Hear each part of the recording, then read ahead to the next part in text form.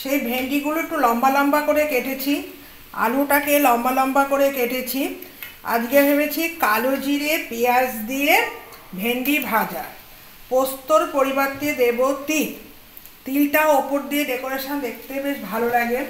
আমাদের সাধারণত পোস্তর থেকে নাকি তিল বেশি উপকারী। তিলে প্রচুর পরিমাণে ক্যালসিয়াম পাওয়া যায়। ক্যালসিয়ামের মাথায় রেখে ভেন্ডিও খুব উপকারী। সব কিছুই উপকারী কথা ভেবে একটু কালো জিরের পরিমাণটা বেশি দিলাম। কালো জিরেটাকে ভালো করে ভেজে নিলাম। এইবার আমি পেঁয়াজ কুচিটাও দিয়ে দিলাম। পেঁয়াজটাকে একটু বড় বড় কেটেছি, এটা বেশি ভাজা যাবে না।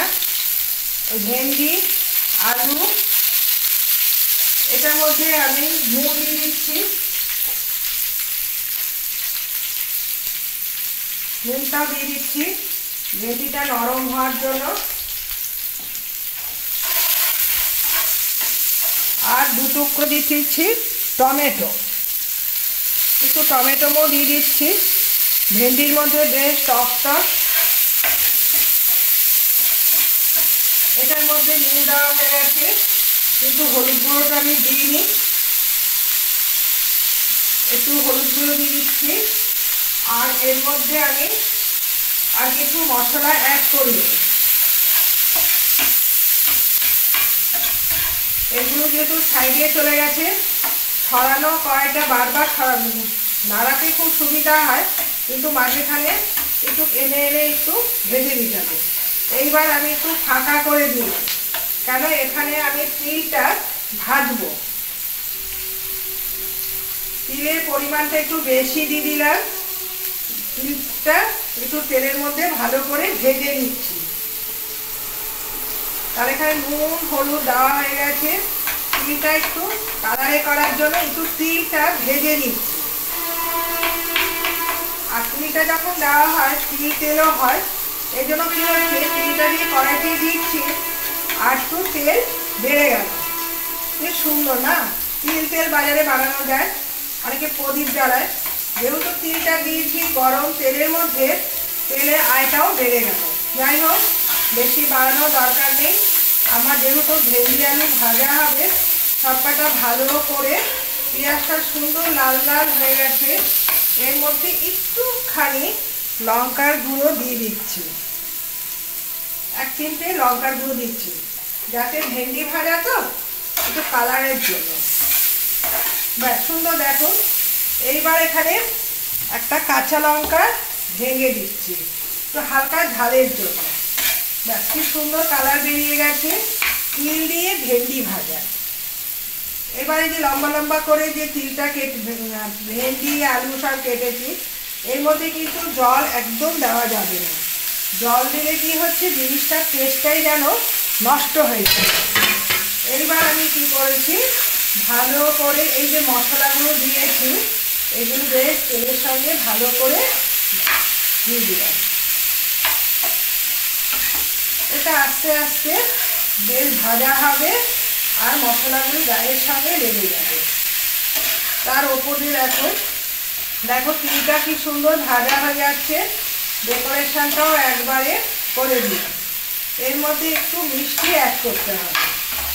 এর মধ্যে একটু চাপা ঢাকা দিয়ে মিনিট 10 চাপা ঢাকা দিয়ে দিলে পর হবে ভেন্ডি ভাজাটা সুন্দর কালার হয়ে যাবে। আর ভেন্ডিটা যে সবুজ কালার আছে এটা চেঞ্জ হয়ে যাবে, তখন বুঝে নিতে হবে হয়ে গেছে। কিন্তু এর মধ্যে আমি চিনিটাও দিয়ে দিই, চিনিও অ্যাড করে নিলাম, তখন বুঝবে এটা ভাজা হয়ে গেছে। আর এখন তো ওয়েদারটা আজকে সকাল 11টার সময়, আজকে 11টার সময় জামা কাপড় কাচবো বলে সব রেখেছি, কিন্তু ভাবছি কাচতে পারবো কি না। যাই হোক, 1.5 ঘন্টা 2 ঘন্টা মতন টাইম পেয়ে কেচে সঙ্গে সঙ্গে ছাদে প্রচণ্ড হাওয়ায় আমার জামা কাপড় শুকিয়ে গেল। এখন প্রায় বাজে মনে হয় 2টো, আবার সেই কালো করে আসছে, মনে হয় বর্ষার আগমন। কিন্তু বর্ষার আগমন তো এখন না, বর্ষা তো দেরি আছে। গতকাল হঠাৎ করে যেই মোবাইলে মেসেজ উঠছে 2 ঘন্টা বাদে প্রায় 60 থেকে 70 না 80 কেজি ঝড় আসছে। কিলো 60-70 কিলো ঝড়ের জন্য কালো মেঘ করে এসেছে। ভুল বললাম, 60-70 কিমি বেগে ঝড় এসেছে। এইবার ঝড়ের জন্য তো সবাই জানলা দরজা আটকাচ্ছি, ছাদে জামা কাপড়ও মেলা। এমন বৃষ্টি আসলো, বৃষ্টির সাথে সাথে মানে হচ্ছে শিলা, যাকে বলে বহু বছর পর শিলাবৃষ্টি। আমাদের বাসের বাড়ি কিছু দেখা যাচ্ছে না, গাছগুলো সাদা, রাস্তা সাদা, আর ঢপাঢপ করে খালি আওয়াজ আর আওয়াজ। প্রচুর শিল পড়েছে, অনেকে শিল কুড়াতেও এসেছে। তারপরে যাই হোক, ডিমটাকে একটু ভেজে নিচ্ছি। অনেক দিন ছুটির দিন, বৃষ্টির দিন, তাই ভাবলাম একটু ঝাল ঝাল। ঘরে সবজি থাকা সত্ত্বেও সবজিটাকে চেঞ্জ করে দিলাম। তা ভাবলাম একটু ভেন্ডি ভাজা করি, আমের চাটনি করে রেখেছি, তো আমের পাতলা ঝোল করি আর ডিমের ঝোল। আর বর্ষার দিনে কিন্তু একটু ঝাল ঝাল খাবার খেতে বেশি ভালো লাগে। তা যা সবজি ছিল ভেবেছিলাম একটু শুক্তো করব, যাই উচ্ছে ফুচ্ছে যা আছে সব শেষ করে ফেললাম। শুক্তোর মধ্যে আছে একটু কাঁচা কলা আর একটু পেঁপে, এটা শুক্তোও হবে না, কি আর করবো, কিছু করার নেই। ভাবি এক হরেক হয়, এই জন্য বলে কাজ করার আগে 10 বার ভাবো কি রান্না করবে কি করবে না। কিন্তু আমাদের রান্না করতে করতে রান্নাঘরে গিয়েও রান্না চেঞ্জ হয়ে যায়। আজকে বৃষ্টি ওয়েদার দেখে মনে হচ্ছে একটু ঝাল ঝাল রান্না করব। তো আমের চাটনি, ভেন্ডি ভাজা আর ইসে, এটাও কালার চেঞ্জ হচ্ছে, হোক। ডিমটা এবার সুন্দর বেশি কালার করিনি, হালকা ভেজেছি, আমি ডিম বেশি ভাজি না। এবার মশলাপাতিগুলো সব আগে দিয়ে দিই।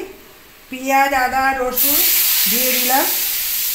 এটা হচ্ছে ডিমটা হবে তেল বেগুন খাই, আজকে হচ্ছে ঝাল ঝাল তেল দিই, সব গোটা গোটা থাকবে, কোনোটাই মিহি পেস্ট হবে না। পেঁয়াজটাও মিহি পেস্ট করবো না। তারপরে টমেটোটাও দিয়ে দিলাম।